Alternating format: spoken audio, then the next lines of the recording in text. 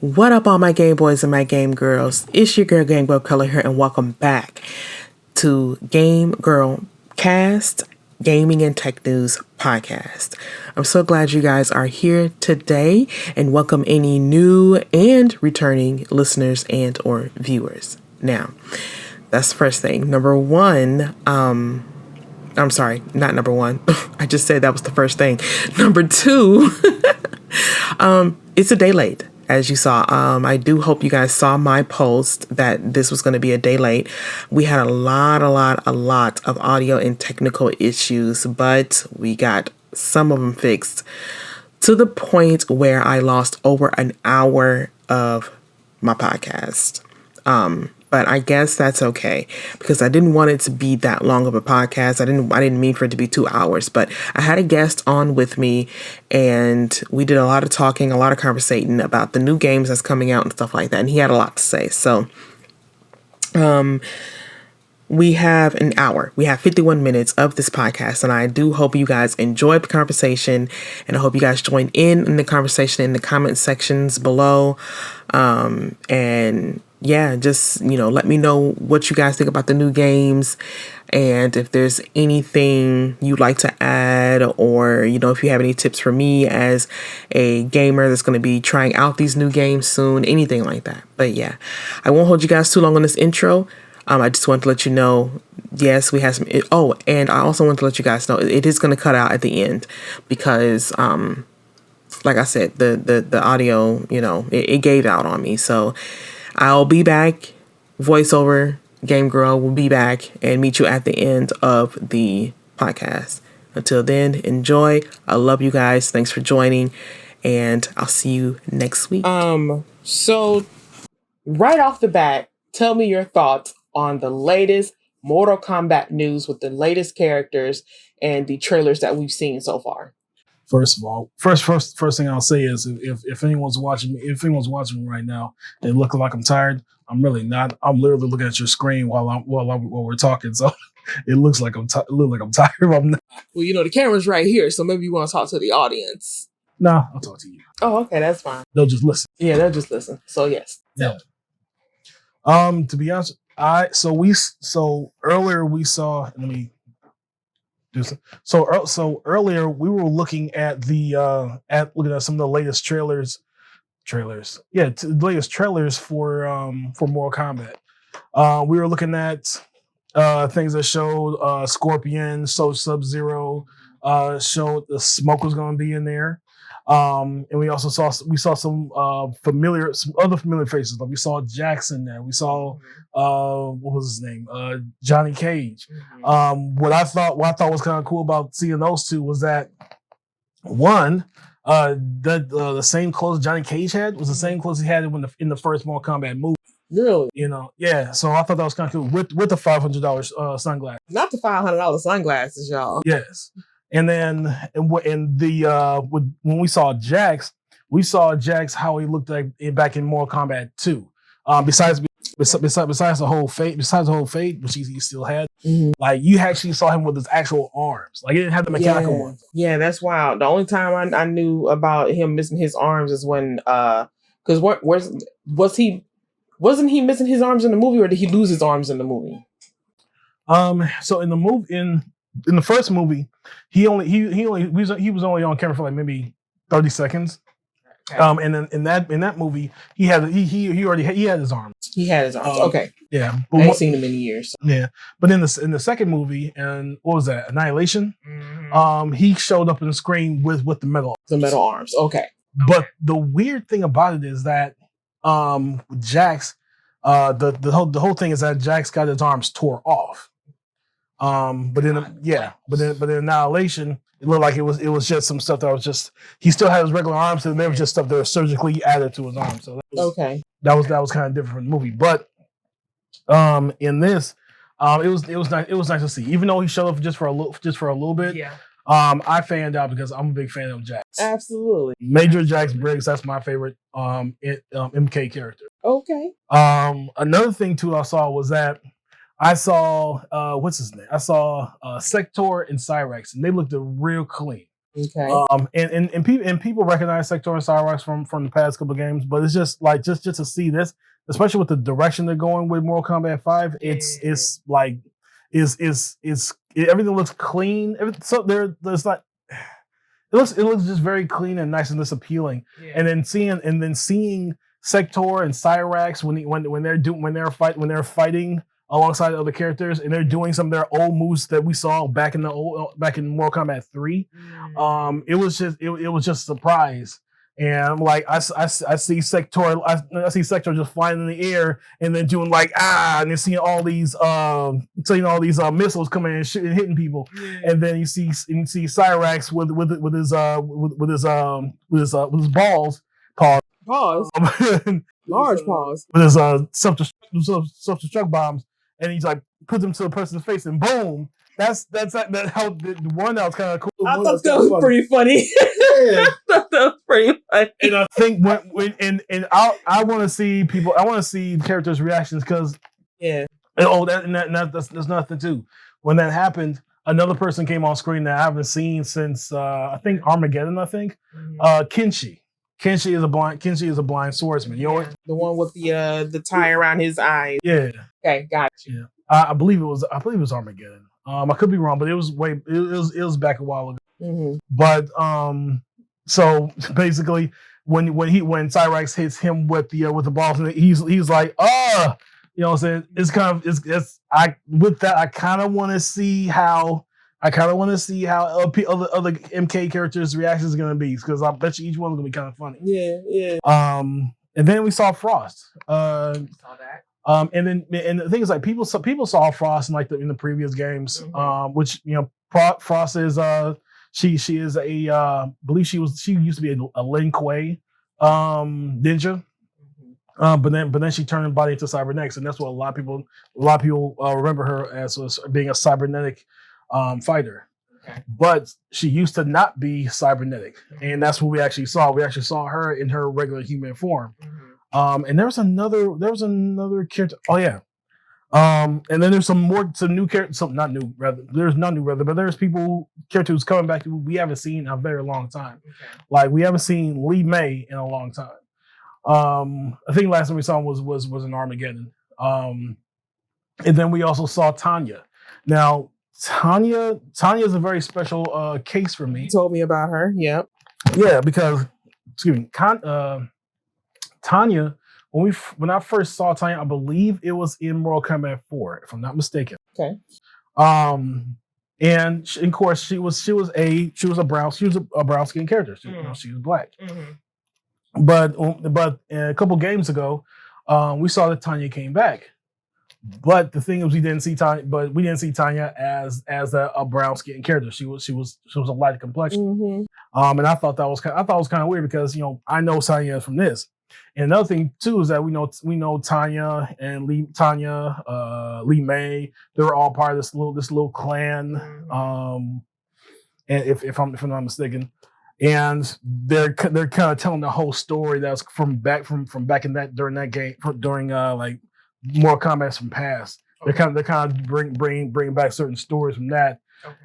And it's going to actually be pretty interesting to see how that's going to play out. Mm-hmm. So I'm interested. It's been a while since I've played a lot of Mortal Kombat games. Mm-hmm. So I remember some things. I don't remember everything. Right. But I'm very interested in playing it. Mm-hmm. One character in there I thought was cool. I never got, but I haven't seen him in another. I won't say Pokemon. I haven't seen him in another. We're gonna talk about that news later. I haven't seen him in another Mortal Kombat game since Deception. Okay. His name is Darius, and with his bald head, I saw him and Tanya fighting side by side together. Yeah. I was like, oh, this like seeing that itself made me want to play. Made me want to go back and play this game again. Go back and play different the different Mortal Kombat games again. Yeah. And the fact to see them together, like this is the first Mortal Kombat game where I'm actually hyped to actually play it. Like there was other games back in the past. I was like, okay, these Mortal Kombat games are okay, but it's not enough for me to actually want to buy it. Right. This is actually a game that actually makes me want to go back and actually buy a Mortal Kombat game. So Mortal Kombat 1 coming out in September. This makes me want to buy it. Like I want to buy that game, especially with everything they have going on. So okay. Yeah. Now you touched on a couple of things that I wanted to come back around and talk to you about, because I have not played actually probably any. I probably played like one Mortal Kombat game and that's it. I'm more of a Street Fighter. Okay, I play more of a Street Fighter game. So you've touched on a couple of things in the story that I'm interested in knowing more about. And if you got something for me, I would gladly accept. So Lin Kuei, what organization is that? Or even if it is an organization. Basically, Lin Kuei is a ninja clan. Okay. It's a ninja clan, which is basically put together to help Earthrealm basically defend off any invaders or anything like that. Okay. I believe, and if I remember correctly, I know that Sub-Zero. Correct me if I'm wrong, but I believe Sub-Zero is a part of Lin Kuei. I'm not sure if Scorpion was part of Lin Kuei. I think he was part of a different clan. But like I said, it's been a while since I played. But that's one of the biggest things is that the Lin Kuei was a group to help fend off invaders from the Earth realm, because there's different realms in Mortal Kombat. Earth realm, Nether realm, Outworld. I think it's Chaos realm. I think that was in Deception. But yeah, there's. I'm like halfway looking it up at the same time so I can try to follow along with this, because when something new comes up that I don't know nothing about, all this stuff sounds foreign to me. So I kind of need to see it at the same time that somebody's speaking about it. That way I'm not looking like, okay, Lin Kuei, necromancers, chiromancers, rogues, and no, that's not okay. You could have stopped me anytime. Technically, there could be some necromancy. There's necromancy in the game. I mean, people are coming back to life, but okay. It's yeah. So we have Cyrax here, Frost, the Grandmaster. How do you pronounce his name? Noob Saibot. Oh, Noob Saibot. Sector? Yes. Okay. Smoke, Sub-Zero, and Triborg? Triborg. So Triborg was that's a special character. I believe Triborg was one. It was in one of the. I think he was in one of the last. Not one last one. One of the other games from Mortal Kombat. But Triborg wasn't someone who like popped up a lot. Okay. Yeah. Okay. Definitely Sub-Zero. Sub-Zero, of course, one in the blue. Mm-hmm. Does all the freezing. Mm-hmm. Smoke is normally, he's a ninja. He's normally in gray. Okay. He does a lot of smoke. Smoke move. Mm-hmm. Well, people don't want that smoke, so. Well, he got all the smoke. He got all of it. Sector. And this is basically just like a layman breakdown of the characters and just what some of the things that they're known for. Okay.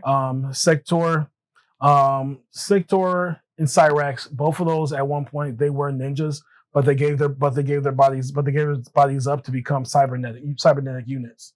Oh, wow. Okay. Yeah. Didn't know that. Yep. Okay. And let's see, Sector. He's known more so for like missile projectiles. Mm-hmm. Cyrax, he's known for like putting characters in nets.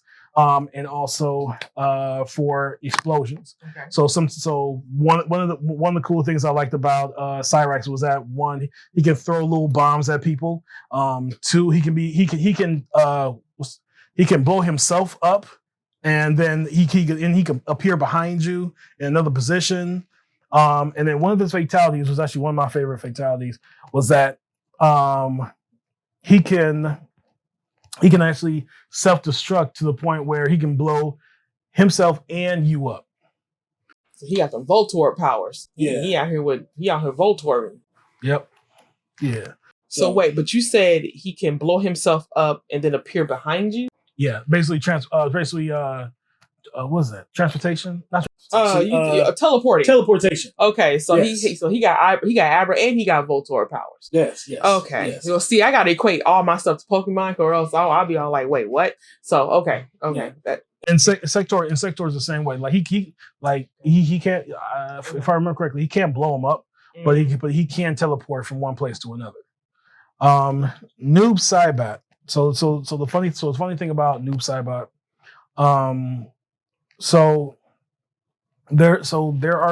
there are two main people who created. There's a bunch of people who created the Mortal Kombat series, okay. But the two main people who you will know is a guy named Ed Boon and another guy named, I forgot his first name, but his last name is Tobias. Okay. So to make a long story short, they made some folks in the group, not group, but some group of folks in the dev team. They made a character that actually mixed Ed Boon's last name and Tobias's last name together and switched and then flipped them, and they created a character named Noob Saibot, which is basically a. Wow. Yeah. I see it. Yeah, why did that? Which is basically a ninja character. Wow. And Noob Saibot back in the day was kind of akin to like Smoke, to where I think that was back when I played Mortal Kombat 3. I played Mortal Kombat 3. Okay. You can unlock him doing some type of cheat code or something like that, and and he was just this silhouette character, but he had smoke coming out of him and stuff. Okay. So it'd be like Noob Saibot. No, it was interesting. Oh my god. Okay. Yeah. Grandmaster. You don't play him. You don't play him. He's just part of a storyline. Okay. And then you talked about Frost too. So okay. But yeah. Okay. Well, didn't know anything about that clan either. Like I said, I have not played any of the Mortal Kombat, so I'm so far behind. Now, for somebody who has not played this, I feel like this is a good question. For somebody who has not played Mortal Kombat, do you recommend they start from the beginning, or do you think it's okay to go ahead and start at Mortal Kombat? What are we on? They call it Mortal Kombat 1. So never mind. That's right. So it is. That I forgot. I don't know why I thought it was Mortal Kombat 11. I don't know why I was thinking about that. I know because Mortal Kombat 11 was the last game. Yeah. Okay. I think that's where I'm getting. This technically would have been Mortal Kombat 12. Okay. Well, I guess it's doing a remake. Well, so from what I read and what I heard or what I watched, whatever, in the news, I saw that this is supposed to be. What's his name? What's his name? Restarted the timeline. Liu Kang. He restarted the timeline, which caused this to be Mortal Kombat 1 instead of Mortal Kombat 12, because isn't he a god now? Yep, he's Fire God Liu Kang. He's Fire God Liu Kang. Something happened in Mortal Kombat 11's storyline at the end that caused him to restart the timeline, and that's why we're at Mortal Kombat 1. If I remember correctly, he at the spoiler alert, but Liu Kang fights an elder god, and he takes over his powers. Okay. And so now he has the power. He has the power of a god. Okay. But I didn't know he flipped the.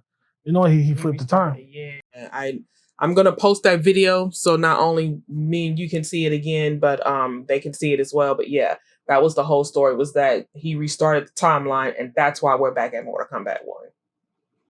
Which makes sense. This makes sense because you see a lot of familiar faces, but they're all very young. Yeah. Which would explain Jack's arms too. Yeah. This is all going to be very interesting. I'm actually quite excited to. So then getting back to my question then.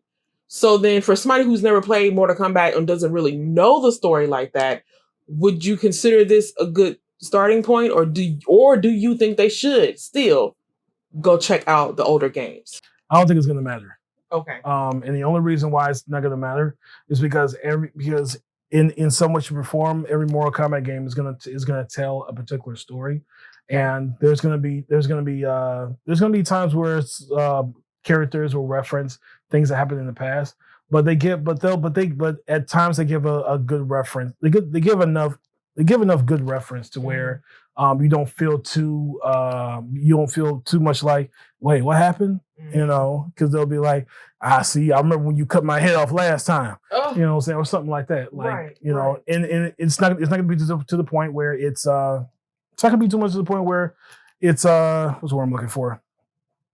That you're not just gonna be lost. You're not gonna be lost. Okay. Especially with this one. If their first Mortal Kombat is starting off with this one, this story looks like this story in some cases seems like it's gonna be a little fresh. Okay. And then of course there's gonna be characters from old Mortal Kombat to come back. But I'm pretty sure that they're gonna at least give them some type of frame of reference. So it should be fine. Okay. Now, before I ask you the next question, let's plug up the laptop because I saw it's about to die. Shit. Will that plug? Yeah, see, it went away. Yeah, it's charging. Okay. All right. Actually, this is fine. This is all good. It's a podcast. Yeah, I know. You got to be wordy on podcasts. I know, but I don't like being too wordy now. Well, you ain't gonna run nobody away. I know that. I ain't gonna run no one over, too. As a matter of fact, you'll probably help me gain more people because you know what the fuck you talking about. Me, I gotta go look up shit for a lot of games I either haven't played and I might keep this part in there. For games that I haven't played, it's a breath of fresh air to bring on somebody who has played the games, who knows the story, who's a fan of it, and not just has played the games and think they know what they're talking about, but no, somebody who's actually a fan and who's actually followed and played and all that. So I think that, it's a breath of fresh air to have you here with me and going over this. 1 second. Uh-oh.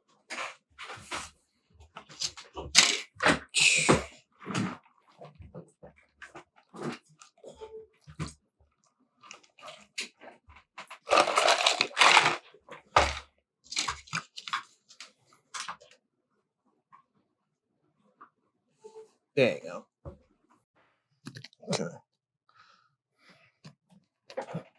And it's not, and I mean, I know enough of the story to the point where, like, I recognize certain characters and I recognize what they've done. I wouldn't call myself an expert, and that's fine. I wouldn't call myself an expert in all this. I as far as someone who plays the games just to have fun, right. I know what I know, and that's the best thing. And that's there, because there's gonna be a lot of people. There's gonna be a lot of people who play these games and be like I know that character and they did that. No, and that's cool. I would love to be like that. Yeah. Yeah. And I'm like that when it comes to certain things. I'm like that with Pokemon. I'm like that when it comes to Sonic the Hedgehog. But when it comes to Mortal Kombat, I know enough, and I know my mains. Right. Yeah, but if you be like, what's the story? What's the whole lineage on this character? I'll be like, well, I know what they can do. Right. But I will say this: watching all the trailers and stuff, it gets me very excited. It gets me a lot more interested in to actually play it. So. And that's the best part, because I know you said, like, you don't have to be an expert in order to love the franchise. You know what I mean? I think that's one of the biggest things about it. You don't have to be an expert to be excited about the next game that's going to come out. It's just the fact that you played, those games in the past, and the characters, what happened in the storyline, and why we're here and why everybody looks the way they do. And I think that's enough right there. That's really the main thing. Yeah. Yep. In many cases, yeah, it'd be very nice if people knew the whole story. Yeah. It'd be perfect if people knew the whole story when it comes to certain things. Yeah. But as long as you get enough understanding, you can be able to at least follow along, and then you'll get filled in a little bit. I agree. And for those who are just now tuning into the podcast, I have a guest with me today. This is Rio The Dev. He is a game developer. He's also a player of games, as you heard. And he is also a designer. Design obviously falls under development too, but I do everything. Yeah, he does everything. And if you guys are interested in any of his development, you can join. We're not join, but you can go over on Steam and check out his latest game. Just Drive a Little. It's a mini racing game. That game was put out last year in September, and it's fun. So check that game out. But yeah, moving on though. So speaking of being a fan of franchises that were done in the past and brought back, Double Dragon. Okay. Double Dragon Gaiden. So again, I know a little bit about this one. When I first saw Double Dragon Gaiden, and of course I think it's out right now. I haven't played it just yet, but I'd like to. Okay. And real quick, what is it out for? I think it's out for Steam. Okay. Let me see. Make that a note.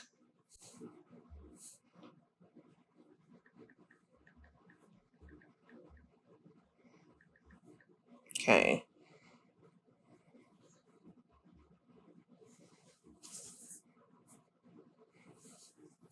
Another game that I have not. No, I played a little bit of Double Dragon with you, right? Yep, you've played Double Dragon Neon. Okay, so something else is that, as you guys know, I also go by Lady Siren on my music side, and I also go by Lady Siren, of course, on a channel called Rio and the Lady, where we play old school games that neither one of us have either played before, or one or the other hasn't played before. I haven't played Double Dragon, but he has, and it was a 2-player game, right? Yep. Yeah, it's a 2-player game. Me and him played that game. So if you guys want to check that out, that link will be in the description, as well as the Steam game Just Drive a Little. That link will be in the description as well. But continue. What is it? So this Gaiden's gonna be on basically all platforms. Okay. PS5, the Xbox Series. Okay. Like X and S. PS4, Xbox One for the Switch, and for PC. Oh, okay. They made it known. Yeah, and to be honest with you, I kind of like it when games do that. I agree. I know that a lot of these games that are coming out, they're trying to push for a lot of the newer systems like PS5, the higher end Xbox Series, like X and S, and then PC. PC's always going to be there. But there are some people who don't have those systems. They have like the Switches, they have PS4, so they have just the Xbox Ones. Xbox and them conventions don't make sense to me. They don't. But games like this is good because it puts out a bigger reach. Mm-hmm. I agree with that for sure. For example, like what's that game? Forspoken. Games like that, I would have loved to play that game, but I don't have a PS5 yet. Everyone bought them all, and I'm just trying to get me one. I tried to play on PC, but my PC isn't that great yet, so I couldn't do anything. But besides all that, when I haven't played the game yet. I've seen reviews of it. It looks good. When I first saw it, I thought it looked like Double Dragon Gaiden Scott Pilgrim edition. Okay. And the reason why is because it looked a lot like, and it looked like it played a lot like Scott Pilgrim versus the World. Yeah. And for those who's never played Scott Pilgrim, it's of course it's a 2D score. It's 2D side scrolling. It's a beat 'em up game. And you showed me. Yeah, and it's made in the style of 8-bit. Yep, I remember that too. And which I thought, 8-bit is cool. 8-bit is cool.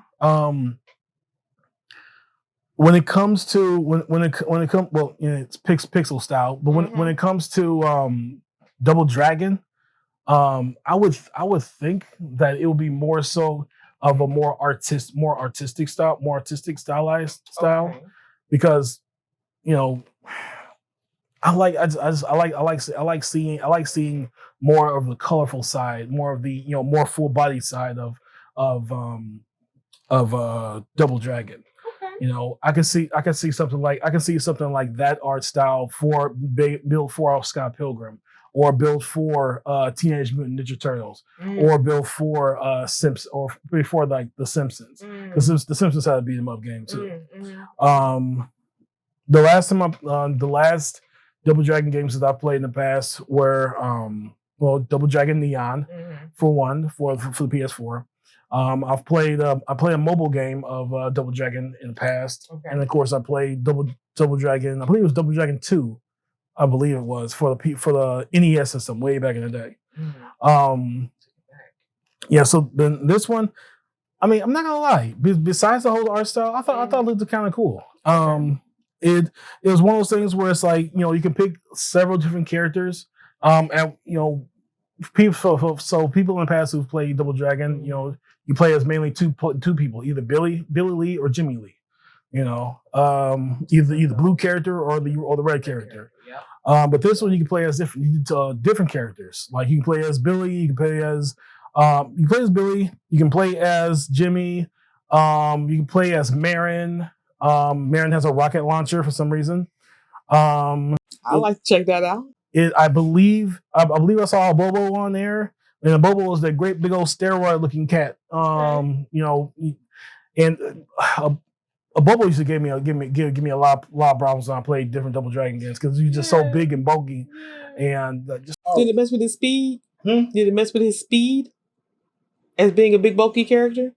No. Well, I mean, he always just had a very slow walking animation, but every time he hit you, you felt it. Like it took down a lot of your health. And he has high defense. So it always made fighting him very what's the word I'm looking for? It made fighting him very difficult. Okay. But when you beat him, it was it felt good. Okay. It's almost like fighting a boss character. I was gonna say, yeah, it's not like a boss character type strength. But then when you fight the boss character, you be like, oh snap, never mind. Mini boss. Yeah. That's a mini boss. That's a entire definition of a mini boss. But it's almost like it felt like I'd rather just be fighting the boss character afterwards. Because then after that, I just want to get done with the level and just go on to the next part. One of the things I liked when I saw the little video of it, of the game, is that it has level hazards. Now when it comes to different games, there's some people who don't like them. I actually like level hazards. I saw somewhere like whenever you go into certain areas, you'll see a red X on the ground blinking, and when you see that, and if you don't move from that spot, you're gonna get hit by something. Either you're gonna get hit by a falling boulder, or you're going to get hit by a thunderbolt or something like that. So I thought that was actually that's pretty cool. Because not only are you contending with the environment, trying to move, trying to go through an environment, you're also fighting enemies, and you also have to deal with the level hazards that's going along with that. So personally, I think that's cool. It's giving a depth of difficulty, and I like that in a game. I saw that you can choose different missions. Normally, when it came to Double Dragon comes to Double Dragon games, it's more linear than anything else. You know, you have you fight in one level, get done with it, jump on to the next one, and go forth. Like Neon was. Right. That's exactly how Neon was. Okay. But in this one it looks like that you can pick particular missions and it sends you on a particular path. Okay. So that's for me, that's new, and I'm actually interested to see how that's going to play out. Right. And with those missions, they have different play styles, different difficulties. So I'm for it. Okay. And another thing too, and which basically makes this into an RPG, is that it has a store. It has a store inside the game where you can first of all you can pick up coins and stuff like that. And you can go to a little store and you can get like buffs and debuffs and stuff like that. And they didn't have that in any of the They didn't have that in any of the other games. They had that in Neon.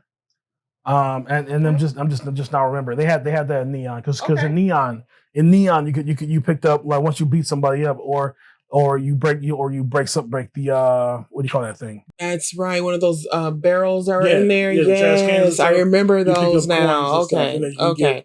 Yeah, it's been a while. Yeah. Yeah, playing. Because you can also pick up either find or you can pick up one or two cassette tapes in the. I remember that too. Yes. Yeah. So, so it basically it makes your return in this game. So I'm down. I'm down with it. Okay. Yeah, that's really all I got about it. I thought it was kind of. I thought it'd be kind of. Okay. Now, same question stems for this one. People who have never played Double Dragon and they're interested in the game, this new game. Is it one of those where it has a story to it where you need to know what happened before to play this now? Or is this a game newer people can just jump into and check this game out? You can definitely have a newer person. New people can definitely play this game. Okay. Because the story, and spoiler alert again. So the whole story when it comes to so I told you before the playable characters, Billy, Jimmy, those are normally the main characters. And there's a reason for that.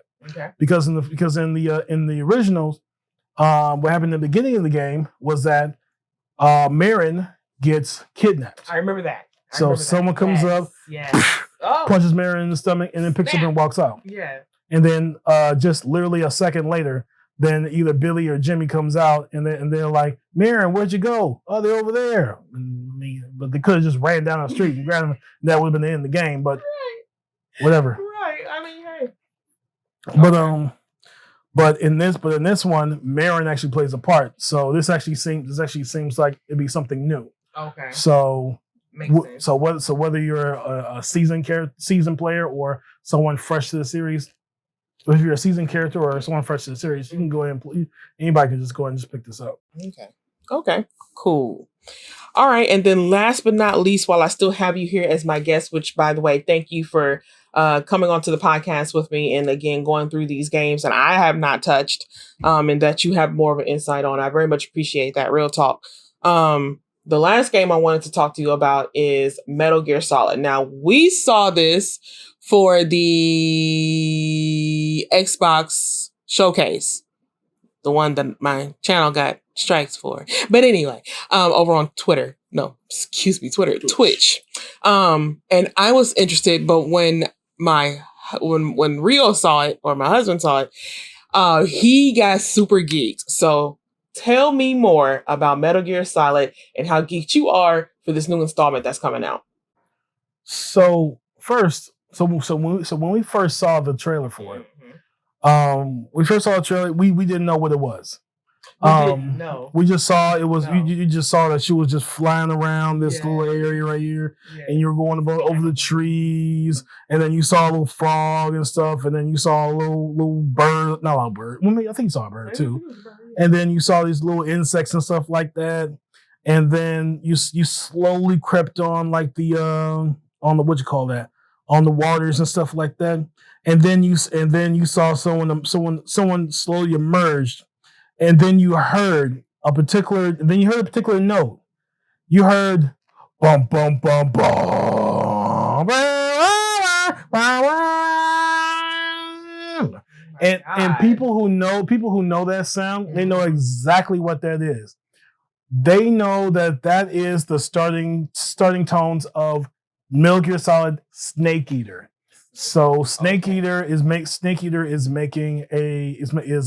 getting a remake. Okay. I've never played SnakeEater. I've never played all of the Metal Gear Solid games, but I have watched all of the gameplays. Okay. Gameplays, the game cutscenes of all the games. Okay. And I will say, there's this thing. Metal Gear Solid back in the day was known for its very long cutscenes. Like even from PlayStation, even from the PlayStation days, because that's where it originated. Well, it originated in the NES. But normally a lot of the cutscenes are very, very long slot in the PlayStation and beyond. Okay. And my very first Metal Gear Solid game I've played was Metal Gear Solid VR missions for the PlayStation. And then the next game after that was Metal Gear Solid 4, Guns of the Patriots. And Guns of the Patriots, in a way, was kind of like this final story. The way it was written was like this final story of Foxhound, and Foxhound is basically the team that the main character Solid Snake is part of. Didn't know nothing about that either. Okay. So there's these different little factions, and biggest one in the game is Foxhound. That's the ones you're with. Okay. And the main character's name is Solid Snake. Okay. And there's so basically, again, spoilers for those who ain't played it. So it's alluded to, if I remember correctly. What's his name? Solid Snake is the one that you're playing is basically a clone. Don't put that out there right now. And you're fighting the so there's two snakes, Solid Snake and there's Liquid Snake. And if I remember correctly, and again, correct me if I'm wrong, but Solid and Liquid Snake, I think they're supposed to be brothers. I can't. It's been years. I can't remember, but the main thing is that they fight in the end. And it's supposed to be this storybook ending and stuff like that. Okay. And then Metal Gear Solid 5 came out, and then I was like, okay, well maybe this is the end of it. But then more stuff happened. But anyways, one of the games that's very iconic is SnakeEater. Okay. And I am very much excited for this game. Again, I've never played the original, but if it's anything like all the other, I'm rambling. Fine. Long story short, I know. Long story short, this is something that I wouldn't mind either me playing or watching you play. Mm-hmm. To be honest with you, I would rather watch you play just to see your reaction to it. Because this is a stealth game. This is a game that's built. This game is built on a lot of stealth. Yeah. I'm a stealth player too. You already know. If you and any of you really watch me play some Lara Croft, I'm very stealthy. I'd rather snipe than do anything else. But the good thing about this is not only can you snipe, but you can also you can also go through and running and gunning. Each one's gonna have different results to it. I'm down for that too. Any melee in here? Yeah, you can do melees. You can do melees. Sign me up. Melees, stealth kills. Like he can be able to come up behind someone and that's it. You know what I'm saying? So yeah, this would definitely be something that I could definitely see you playing. Okay. Absolutely. So, yeah. Now, same question for the first two. Me being a first-time player, I decided to go ahead and jump into this. Should I watch any gameplays? Should I start an older Metal Gear Solid before I jump into SnakeEater? Like, what would you tell me as a new player? So if it was the end of the game, I would say just go ahead and jump in. With this game, I would at least say watch a little bit of the story of how certain things started. You don't need to really like to know too much, but the Metal Gear Solid series, it is a series that it's a huge story. So in Metal Gear Solid 1 connects to Metal Gear Solid 2 in some type of way. Metal Gear Solid 2 connects to Metal Gear Solid 3 in some type of way. Like they're not direct sequels or anything like that, but they are one of those things where it's like this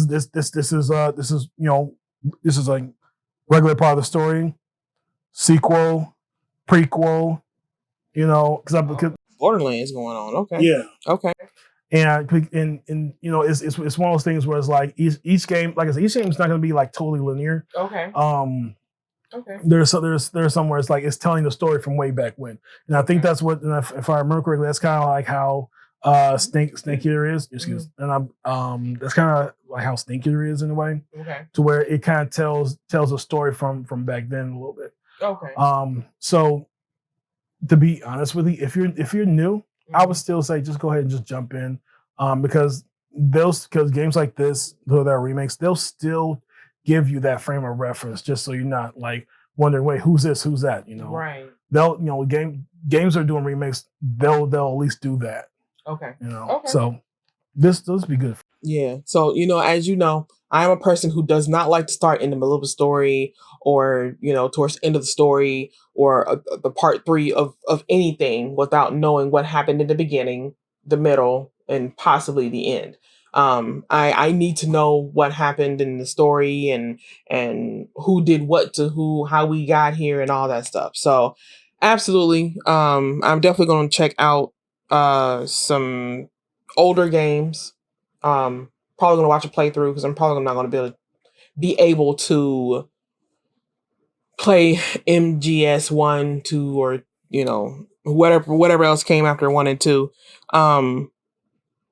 So I'm trying to think if there's any other questions I have surrounding that. Is there anything else you want to bring up about SnakeEater before we move on?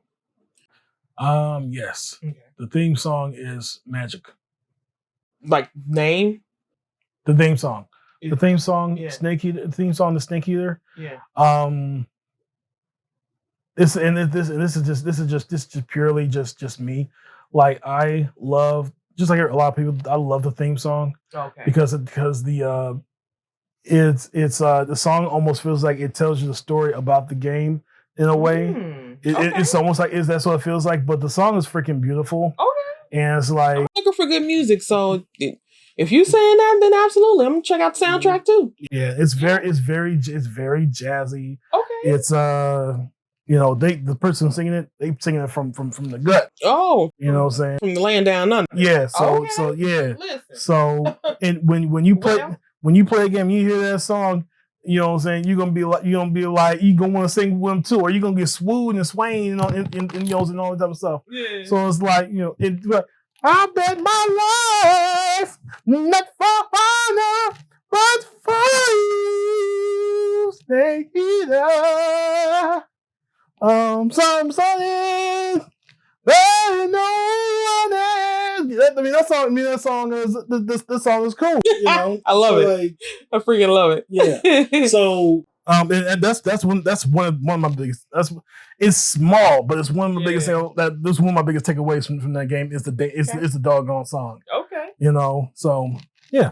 All right. Well, hey, I love it. I'm excited. I can't wait to check out Mortal Kombat, Double Dragon, and Metal Gear Solid SnakeEater. Now, I'm going to go ahead and let you know, Double Dragon and Mortal Kombat, those are games I'll probably watch you play rather than me play. Okay, I'll take that back. Mortal Kombat, I will probably play. MK, I'll probably play. But Double Dragon, that's definitely you. That's definitely all you. You're welcome. What you mean, welcome? Welcome. What? Okay, so the reason why is because which is funny, because I love fighting games. But I feel like there's a difference between fighting and beat 'em up games. Yeah, there's a fundamental difference. I don't play beat 'em up games. And why don't you play beat 'em ups? I'm not a beat 'em up person. And I know it's weird. It's weird because I played the hell out of a fighting game in a quick second, but I don't know. I just there's just something about me. There's just something about the melee. I think it's mostly mechanics. I think it's mostly there's something about the way you melee in fighting games, or if you melee just period point blank in a shooting game, which is I know it's primarily shooting, but there's just some there's just melee actions that and beat 'em up. It seems like it's for fun. I guess I'll say it like that. This is just what I'm seeing. Versus in fighting games, you're fighting for competition, or if you're in shooting, you're fighting because it's your way of standing up for yourself. Of what's the word I'm looking for? What is the word I'm looking for? When you the defense, self-defense, Jesus Christ. So in melee for shooting games, it's self-defense. Fighting games is you're competitive with it. And there's a reason why you're fighting this guy. And beat him up, it feels like you're just beating him up, just be beating him up. I'm not saying that that's what it is, but that's the way I feel about it. You know, when I play Bayonetta and I'm fighting in there, I'm fighting for something when I'm playing as Bayo. When I play Street Fighter, there's a reason why we're choosing certain characters and fighting the other, character in Street Fighter. When I play Lara Croft, why are you looking at me like that? No, keep talking. Okay. When I play Lara Croft and I have to, and somebody gets in my area while I'm trying to shoot them from far off, they get in my area. I'm telling you to get back. You don't know me like that. You know what I'm saying? Like, why you all up on me? Like, I'm just saying, if I had my afro, I'd grow it out right now. But that's kind of the vibe I get. That, and yeah, it's definitely, I think it's definitely a mechanic thing too. I don't know. I just can't get into the thrill of a beat 'em up game. I just can't. Okay. I have a hot take for you. Okay. Bayonetta is a 3D beat 'em up game. Okay, but you're fighting for a reason, though. True, you're fighting for a reason. Yeah. But Bayonetta, games like Bayonetta and Devil May Cry, those are basically three-dimensional beat 'em up games. Because you're going through and in certain particular areas, and you're beating up low health characters. You like bam, bam, bam, boom, give me your stuff. Give them to hit the other one. And that's basically what a beat 'em up game is for, like Double Dragon or Scott Pilgrim or something like that. Okay, but same thing with so Lara Croft. hold on Same then. thing with Lara Croft. So you just brought up something. You said boom, boom, boom, give me your stuff. So then isn't a beat 'em up game pretty much bullying? Yes. Okay, we're not bullying in fighting games. Exactly. That's it. Or it's either the competition or I'm fighting for something. And that is the end of the podcast. So this is where it cuts out. Crew, I'm so sorry. So if you guys were super interested in the rest of the conversation, me and Rio are going to have to pick that conversation back up. It unfortunately won't be the exact same material as we had because, like I said, it got cut out, and we had some really good material. We had some really good conversations, had a few laughs and stuff that I would hope that you guys would have enjoyed with me. So yeah, but that's all I have for you guys. Again, I want to thank you guys for listening. Thank you guys for joining. Thank you guys for downloading. Thank you guys for following. I appreciate it. I will see you guys next week. This has been GameGyrl Color with another podcast. I am that geek. I am that nerd. Holla if you've heard. Peace.